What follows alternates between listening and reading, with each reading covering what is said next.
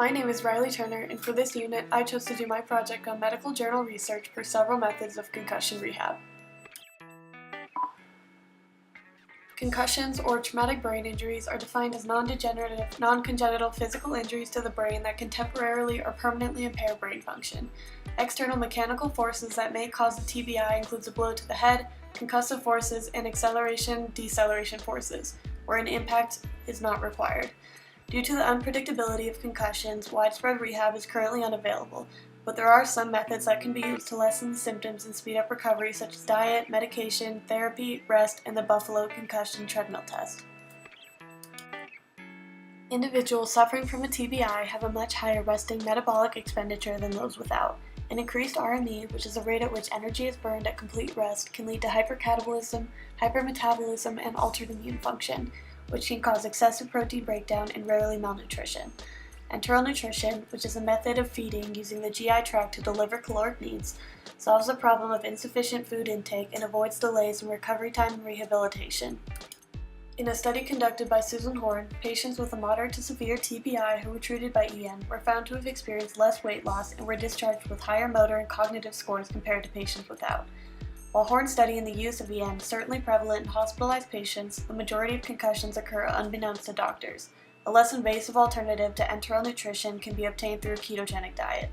Originally developed to treat epileptic children, the ketogenic diet is composed of 80 to 90% fat and provides adequate protein with limited carbohydrates.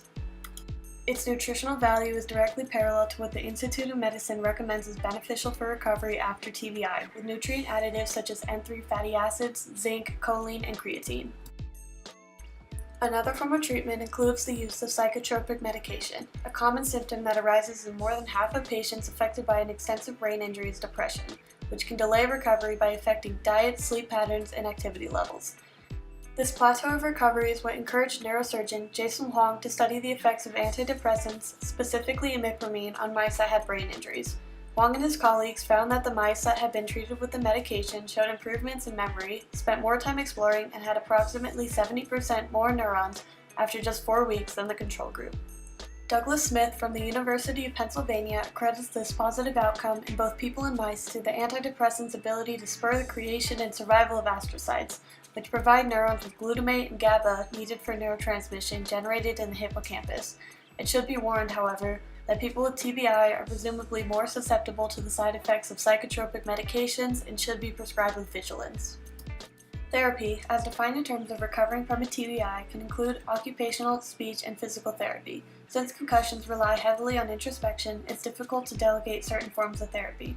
However, objective factors such as difficulty speaking and a decline in coordination can easily be categorized into personalized treatments. Apurva Barman, in his analysis of cognitive impairment after brain injury, claims that speech and language therapy have been found to greatly improve dysarthria and aphasia in injured patients. Aside from physical components, impairments in social interaction and daily functioning can be managed through the assistance of an occupational therapist. A study conducted by Juan Kim and Angela Colantonio about the effectiveness of rehab in enhancing community integration after acute TBI found that occupational therapy was most effective when utilizing categorization training, which involves physical manipulation, touching of objects, and word association to improve memory. This approach was shown to produce a significant improvement in the level of community integration amongst patients, which means that therapy can accelerate the mental recovery period of concussions. Perhaps the most controversial form of treatment for a concussion is rest. While it's true that rest is a major component in overall recovery, neuroscientists now are arguing that too much rest can actually do more harm than good. A study by Majersk exhibited that cognitive recovery is ideal when the patient is involved in limited exercise and cognitive activity, but worse when the exertion is too great or too small. So far, the only functional test that has shown to safely and reliably diagnose physiological dysfunction in concussions, differentiate from other diagnoses, and quantify the severity of injury and the exercise threshold of inpatients is the Buffalo Concussion Treadmill Test, or BCTT.